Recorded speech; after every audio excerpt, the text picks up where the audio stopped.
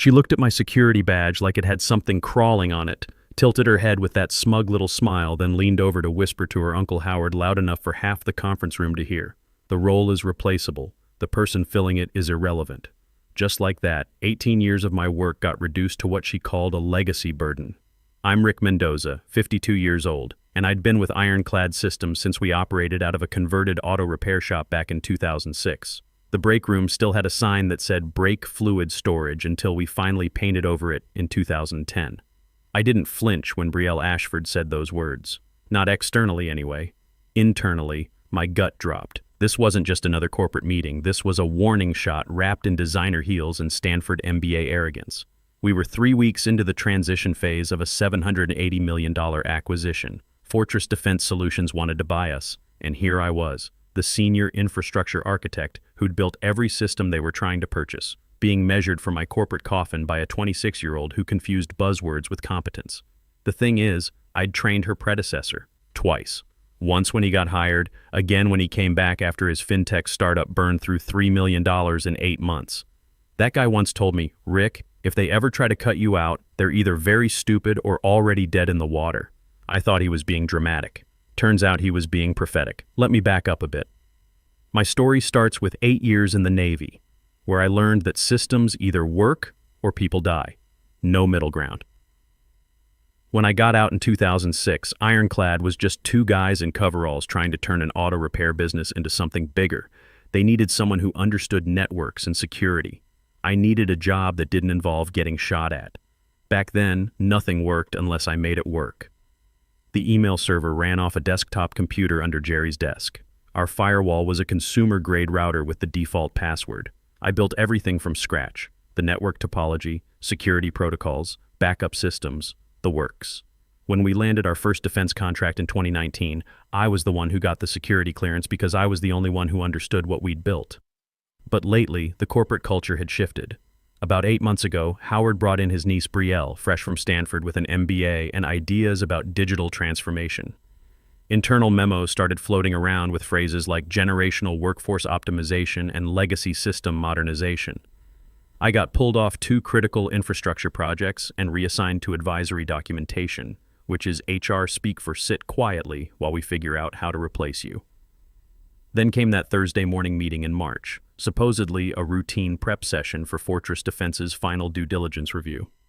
I walked in with my transition binders, 3 of them, color-coded, with contingency, protocols for every scenario I could think of. I'd stayed late for a week straight, documenting backup procedures in plain English instead of technical jargon that would confuse the lawyers.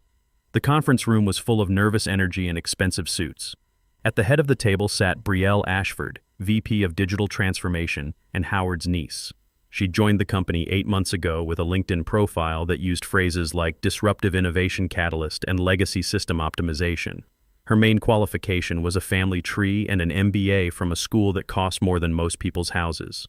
I knew she'd been positioning herself for more authority, but I didn't expect her to come for my job with such calculated efficiency. She called my documentation legacy clutter, my system access outdated privilege, and my presence at buyer meetings unnecessary for modern optics. Optics. That word hit me hard, like my 18 years of keeping their lights on was just background decoration. I didn't say a word during that meeting. I didn't defend myself or argue back. I just sat there and watched her, the way you'd study a malfunction to understand why it happened. See, I wasn't shocked that it was happening. I was shocked by how poorly they were executing it. That binder on the table wasn't a prop. It contained the operational blueprint for the entire transition. Network diagrams, security protocols, vendor contacts, compliance documentation, failover procedures, everything Fortress Defense would need to verify we weren't a liability waiting to happen. And she didn't even glance at it. All she saw was my name on the cover. What she didn't realize was that the name on that binder wasn't just authorship.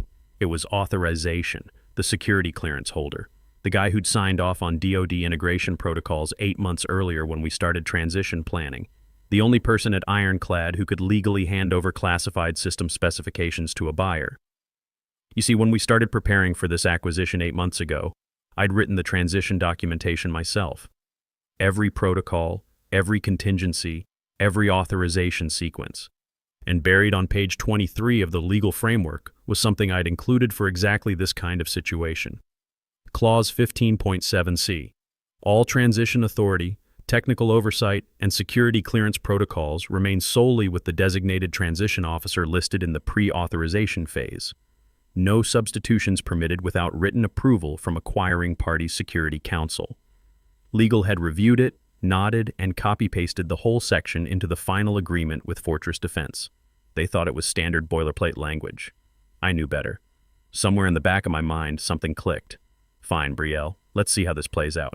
But you better hope Fortress Defense never asks where the documentation really came from, because when they do, you're going to have a problem. They called me into the office on a Friday at 4:15 p.m. Nothing says corporate cowardice like a late afternoon termination with no agenda. Angela West from HR was already logged into the video call, looking like someone who'd rather be anywhere else on Earth. There was Brielle in her designer blazer, sitting next to Angela like they were about to deliver good news instead of throwing an 18-year veteran under the bus. We've been re-evaluating the strategic direction of our infrastructure transition, Brielle began, using big words like they added credibility to what was basically a family business decision. We feel that operational continuity can be maintained without redundant legacy positions. I let the silence hang there, made her uncomfortable. She was expecting me to interrupt, to ask why, to plead for clarity. Instead, I just looked at her the way I'd look at a server log full of error messages, patient, waiting to see the full scope of the problem. We appreciate your years of dedication, Rick, Angela added, avoiding eye contact like I was radioactive. This isn't performance-related. It's purely strategic streamlining. Strategic streamlining. Operational continuity. I felt like I was being fired by a business school textbook. Effective when? I asked, even though I already knew the answer. Immediately, Brielle replied, folding her hands like she was chairing a board meeting instead of destroying someone's career. We'll need to deactivate your access by end of business today. I nodded once. No explosion, no threats, no passive-aggressive comments about how they'd regret this. Just a quiet exhale. Before I go, I said calmly, I'll need a complete copy of my personnel file. Access logs, security clearance documentation, project authorization forms, and any signed transition agreements. Angela blinked. That's unusual. So is terminating your security clearance holder mid-transition, I replied, still level. But here we are. They granted the request. Maybe it was guilt, maybe confusion. But 2 hours later, I had a USB drive with every document that connected me to Ironclad's systems, including the pre-signed authorization form where I was still listed as the sole transition officer for classified systems integration, the one with my signature that Fortress Defense had already reviewed and approved. I downloaded everything, backed it up, then closed my laptop. I didn't forward any files to personal accounts, didn't delete anything, didn't leave angry notes in code comments or change any passwords. I just packed my stuff. A coffee mug with the Navy anchor, a notebook with emergency vendor contacts written in my own handwriting, and those 3 transition binders nobody had bothered to review. Walking out, I passed Terry in security. Good guy, worked there for 12 years, 6 months from retirement, who nodded at me like he already knew what had happened. They let go of the wrong person, didn't they? He said quietly. I smiled. That's not for me to decide. He glanced at the binders under my arm. They asked for those back? Nope. Damn shame. As I drove out of the parking garage, my security badge slid off the dashboard and disappeared between the seats. Just a piece of plastic now, but it still had my photo, my clearance level, my digital signature embedded in every system they were trying to sell. Back inside that building, they'd just handed the keys to someone who'd need GPS to find the server room. I knew this because Austin Clark, the guy they'd tapped to replace me, had once emailed me asking how to log into the company Wi-Fi using his smartphone. He'd attached a screenshot of his phone's settings menu thinking that would help. They thought I walked away empty-handed, but I didn't need to take anything with me. Everything they needed was already documented, filed, and signed off by the one person they'd just decided wasn't worth keeping around. The weekend passed quietly. I did yard work, read a book about military strategy, ignored the occasional buzz from my phone. By Monday morning, the replacement was already in action. Austin Clark showed up for the dry run wearing sneakers. Not the professional kind. Bright orange mesh running shoes with reflective stripes, like he'd gotten lost jogging through a business district. fresh MBA from some state school, LinkedIn profile full of motivational quotes about grinding and disrupting legacy paradigms. He arrived 10 minutes late to the video call with Fortress Defense's technical team, flustered and clearly unprepared. The buyer's engineers had flown in from 3 time zones to get a detailed walkthrough of our integration protocols before their CTO signed off on the final phase.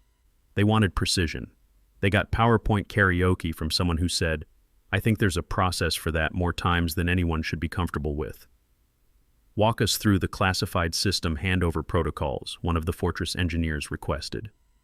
So basically, I think there should be like an email chain somewhere. Rick probably documented it, right? Dead silence on the call. You could practically hear the red flags going up in real time. Another engineer, older guy with the patience of someone who'd seen too many acquisitions go sideways, tried to help him out. "Do you have access to Mendoza's transition documentation?" "Oh yeah, totally. I think Brielle has his old files somewhere. There were some binders or whatever." That's when I knew they were cooked. See, I wasn't on that call, but I didn't need to be. A former colleague, bless her soul, was texting me updates. "New guy is sweating bullets. Said your name 15 times in 10 minutes. Fortress team looks like they smelled something rotten." I wasn't surprised. Every transition protocol had been written from scratch, indexed, and cross-referenced, with specific authorization sequences for transferring security clearances, vendor relationships, and DoD compliance certifications. Each document required signatures from both the author and the receiving authority. Guess whose signature was on every single page of the master documentation that Fortress Defense had already reviewed and approved? Mine. And guess whose name was still listed as the authorized transition officer in their legal paperwork? Also mine. You see, here's what Brielle's strategic streamlining didn't account for. Those authorization documents weren't just paperwork. They were legal contracts with security clearance requirements. You can't just cross out one name and write in another. The DoD doesn't work that way. When Austin started floundering through technical questions he couldn't answer, panic set in. Someone must have called Brielle because she jumped on the call mid-sentence. "Everything's under control," she announced to the Fortress team. "We'll handle the details internally and follow up with comprehensive documentation." As if the Fortress team wouldn't notice that their $780 million acquisition just got handed to someone who needed help finding the server room. As if "we'll handle it internally" was going to satisfy engineers who'd spent 6 months reviewing detailed technical specifications signed by the guy they'd just fired. I was at home, feet up on the couch, drinking coffee and reading about naval strategy in the Pacific Theater. My phone was buzzing like an angry wasp, but I had it on silent. The original transition checklist sat on the table next to me, every protocol clearly documented, every contingency mapped out, my signature on every authorization page. Another text came through. Fortress asking who owns final authorization. Everyone looking at each other. Austin just said he'd need to check with his supervisor. I didn't respond. I just watched from a distance as they unraveled in real time. No sabotage needed, no whisper campaigns, just silence and the slow process of their own incompetence catching up with them. They wanted modern optics? Well, now they had them. A clueless MBA, a nervous nepotism hire with inherited authority, and transition documentation signed by the guy they'd just erased from the org chart. The clock was ticking, and my name was still the only one that mattered. James Blackstone logged into the final review call 5 minutes early. That told you everything about how serious this was. Fortress Defense's CTO wasn't some Silicon Valley stereotype with ironic t-shirts and kombucha habits. He was ex-military, gray temples, measured voice, the kind of guy who showed up early only when he was planning to end things quickly. The virtual conference room tensed the moment his name appeared. Brielle straightened her jacket and nudged Austin into position like this was some kind of corporate debate club tryout instead of the final checkpoint for a $780 million deal. Blackstone's video came online. Crisp shirt, no-nonsense demeanor, the unmistakable presence of someone who didn't suffer fools, especially not when national security contracts were involved. "Good morning," he said, nodding once. "Before we proceed, I need to confirm transition leadership. Is Mendoza on this call?" Austin blinked and looked at Brielle like a kid waiting for his mom to answer the teacher's question. Brielle cleared her throat and put on her best executive voice. "He's no longer with the company," she said flatly. No explanation, no context, just a statement dropped like it was routine personnel management instead of the demolition of a $780 million deal. Blackstone's expression didn't change for about 3 seconds. Then his eyes narrowed just slightly, the way they do when someone's about to ask a question you really don't want to answer. "I'm sorry," he said slowly. "What do you mean, no longer with the company? When was this decision made?" Brielle straightened up like confidence alone could fix what was clearly about to become a problem. The role was streamlined for operational efficiency. Responsibilities have been redistributed internally. There's no disruption to continuity. That pause. That 5-second pause where Blackstone looked off camera, probably at his own team, then back at the screen. That's when the whole thing collapsed. He didn't raise his voice, didn't threaten or lecture. He just said, "Then we're no longer interested," and closed his laptop. The call disconnected. For about 10 seconds, nobody in Ironclad's conference room moved. No typing, no shuffling papers, no nervous coughing. Just the silence of watching a $780 million deal evaporate in real time. Angela reached for her mouse like she could somehow undo what had just happened by clicking reconnect. Austin looked like someone had unplugged his brain. Brielle sat frozen with her mouth slightly open, finally understanding that the grenade she'd been juggling had just exploded in her lap. Across town, I was sitting on my back deck with a fresh cup of coffee and Thursday's newspaper. No laptop open, no Slack notifications, just me and the sound of suburban life humming along without a care in the world. My phone started buzzing, then it didn't stop. Missed calls, frantic emails, calendar invitations being modified in real time, all cascading one after another. I glanced at the screen, smiled slightly, and turned on Do Not Disturb for the rest of the day. I already knew what had happened. Didn't need to hear Brielle's voice cracking through excuses, or see Angela's panicked messages, trying to figure out why their strategic streamlining had just torched the biggest deal in company history. Because I knew something none of them had bothered to learn. In deals this size, trust isn't built on presentations or buzzwords. It's built on the quiet names in the footnotes. The ones who answer the phone at 2 a.m. when a security protocol fails during a system update. The ones who've been there long enough to know where all the problems are buried. They thought they'd erased me from the equation, but my name was still on their paperwork, and now it was the only name the buyer trusted. While they stared at blank screens, wondering what had just happened, I turned the page of my newspaper and took another sip of coffee. They tried to salvage things with a follow-up call an hour later. No Blackstone this time, just some junior staff from Fortress Defense who'd been brought in too late to matter. Brielle opened with, "We believe there's been a misunderstanding," like she was explaining a billing error instead of the complete vaporization of a $780 million acquisition. Didn't matter. By lunch, Fortress Defense's legal team had sent formal notice. Due to unauthorized removal of designated transition officer and subsequent breakdown of operational trust, Fortress Defense Solutions hereby withdraws its acquisition offer.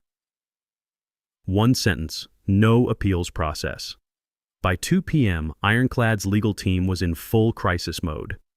Conference rooms full of sweating executives, Angela trying not to cry, someone from IT compliance getting yelled at for issues that had nothing to do with IT compliance. Brielle was pacing like a caged animal, trying to blame legal for not updating buyer documentation, then HR for not properly vetting the transition plan. When those explanations fell flat, she tried to loop in Howard himself. The same Howard who'd signed off on my termination with all the thought he'd give to approving office supplies. But now he looked like a man who'd just bet the company on a scratch-off lottery ticket and realized the numbers were printed upside down. Nobody could reach Blackstone. Phone calls went to voicemail. Emails bounced back with auto-replies. His assistant kept responding with variations of, "He's unavailable at this time," which in corporate speak translates to, "You're dead to us." Meanwhile, I was having lunch at a quiet cafe near the river. My phone was still buzzing in my jacket pocket, but I was halfway through a good book and wasn't about to put it down for their crisis. The door chimed behind me and someone slid into the seat across from my table. Rick Mendoza. He wasn't wearing a suit. In this business, that usually means someone important enough that they don't need to prove anything. Navy blue button-down, no tie, the kind of calm that comes from never having to bluff your way through a meeting. I set my book down and nodded. Depends who's asking. He smiled slightly. Carlos Rivera, VP of Infrastructure at Fortress Defense. Mind if I buy you whatever you're drinking? I waved to the waitress. Make his a double espresso. He looks like he's had a long day. He laughed. Longer than you might think. We didn't talk about the deal right away. Didn't dissect what had gone wrong or why I'd been let go. Instead, we talked about system architecture, legacy database management, the weird intersection of military protocols and civilian infrastructure. 10 minutes in, he got to the point. Your documentation prevented our back-end team from approving a security vulnerability that could have compromised 3 DoD contracts, he said simply. We almost missed it. I sipped my coffee. You wouldn't have missed it. You just would have caught it 6 months too late. He nodded slowly. Our CTO doesn't want a replacement transition officer. He wants you. He leaned forward. Our CTO doesn't want a replacement transition officer. He wants you. He said, and I quote, "If Mendoza isn't on the ground, we don't land the plane." I looked at him, not surprised, just curious. And what exactly are you offering, Carlos? He smiled. A consulting contract. Fortress Defense Solutions, Principal Defense Systems Architect. Tuition $200 per hour, 40-hour minimum commitment. Full authority, no interference, no corporate politics. The waitress brought his espresso. He took a sip and winced slightly. You were right about the double. I sat back and watched as Ironclad burned itself to the ground without anyone needing to light a match. All I'd done was walk away and not come back to put out the fire. Now let me tell you about the clause that made all this possible. It was buried on page 23 of the pre-signed due diligence documentation that nobody except me had actually read word for word. I'd written it myself 8 months earlier when we started transition planning. All transition authority, technical oversight, and security clearance protocols remain solely with the designated transition officer listed in the pre-authorization phase. No substitutions permitted without written approval from acquiring party's security council. I'd slipped it in quietly, not as a trap, just as insurance against exactly what had happened. Some junior executive getting tapped to handle the most sensitive handoff in the company's history because they looked good on paper. Legal had reviewed it, nodded, and copy-pasted the whole section into the final agreement. But now that clause was radioactive. Word had spread through Ironclad that the deal hadn't just failed. It had detonated. Someone on the board, probably the audit chair who still printed his emails, had finally decided to read what they'd actually sent to Fortress Defense. That's when they found it. Clause 15.7c, Transition Authority non-transferable, security clearance holder specified, one name listed, R. Mendoza. The internal scramble was apparently biblical. Legal got dragged in to explain how this had been approved. HR blamed outdated authorization matrices. The CEO stammered through a board call where someone asked, "When exactly did you realize Mendoza was indispensable?" His answer, "In retrospect." By noon, they'd brought in outside counsel. By 1 p.m., an emergency executive session was called. And by 3 p.m., someone finally worked up the courage to email me. The message came from Ironclad's legal department. "Rick, we've reviewed the transition documentation. We may have acted hastily. Would you be available to discuss your potential return?" I read it twice, then set my phone aside. Not out of anger or smugness, just clarity. This wasn't about revenge anymore. This was about control, like finding the steering wheel of a ship nobody had realized was drifting until you quietly took it back. I didn't gloat or post updates on LinkedIn. I just poured fresh coffee and turned my phone off for exactly 1 hour to let the silence settle. Because this was the moment they realized I hadn't been just another name on the org chart. I'd been the fail-safe. And the fail-safe still held all the keys. When I turned the phone back on, there were 17 new messages. All variations of urgent discussion needed and strategic consultation opportunity. They didn't get replies. Not yet. I was still thinking about that precise moment when all their shortcuts had collapsed under the weight of one clause, written in plain English by the guy they'd thought was replaceable. The consulting contract arrived Tuesday morning. Clean PDF, no corporate fluff, just straight terms. Fortress Defense wasn't playing games anymore. They'd seen the inside of the mess and decided to stop wasting time with diplomatic overtures. The offer was exactly what Carlos had promised. Principal Defense Systems Architect, full transition authority, no middle management, $2,200 per hour. The wire transfer for the first 40-hour block hit my account before I'd even signed. At 9 a.m., I clicked accept. By 9:30, I was logged into their secure network. By 10 a.m., Blackstone himself pinged me directly. "Welcome aboard, Mendoza. Let's get this done right. No orientation, no HR paperwork, no meetings about meetings. Just access credentials, technical specifications, and a mission. Get them to operational stability before Ironclad figured out how to tie their own shoes." The transition documentation I'd built 8 months earlier, the same files gathering dust in Ironclad's SharePoint while Austin stumbled through presentations, became the master playbook. Fortress uploaded it to their internal systems and labeled it Mendoza Protocol v2.0. By lunch, I'd identified and fixed 4 configuration errors that could have caused system failures during integration, flagged a misaligned authentication protocol that would have locked out their entire engineering team, sent over an annotated security audit showing exactly what Ironclad's replacement team had missed. No debates, no committee reviews, no requests for second opinions. They just implemented every recommendation immediately. And while I was systematically cleaning up the mess, Ironclad was still stepping on rakes. Betrayal had been placed on administrative leave pending strategic review, which is corporate speak for "we'll decide how loud this gets before we fire you." Austin had disappeared entirely from company directories. Howard sent out a company-wide memo about leadership transitions to better align with core competencies. Translation: "We blew up the biggest deal in company history and we're still not sure how it happened." Meanwhile, Angela was suddenly very active on LinkedIn, posting inspirational quotes about resilience during challenging times. I scrolled past without comment. None of this was personal anymore.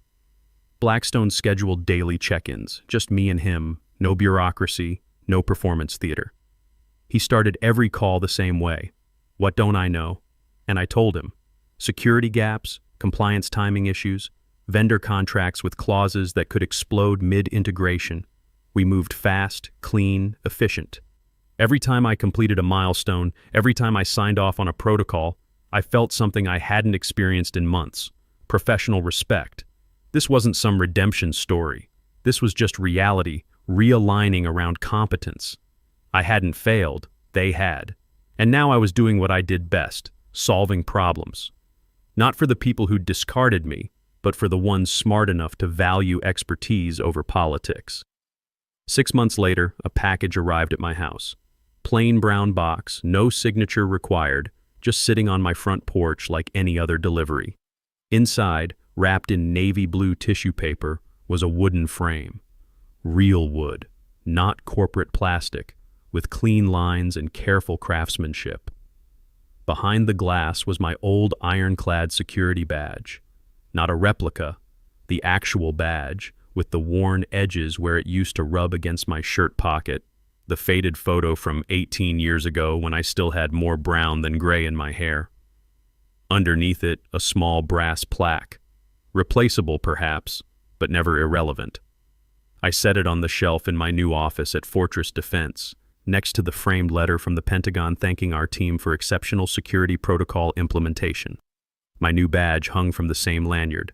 Principal Defense Systems Architect, gold stripe, corner office with a view. Ironclad Systems was eventually acquired by a smaller competitor for 60% less than Fortress had originally offered. Betrayal had moved to a startup in Austin. Austin was selling insurance. Howard announced his retirement. I didn't follow their decline or set up Google alerts. I had systems to build, protocols to design, problems to solve. And finally, after all the corporate theater and boardroom politics, I had something that had become rare in my industry: a seat at the table on my own terms. Earned, not inherited, respected, not tolerated, and remembered exactly when it mattered most.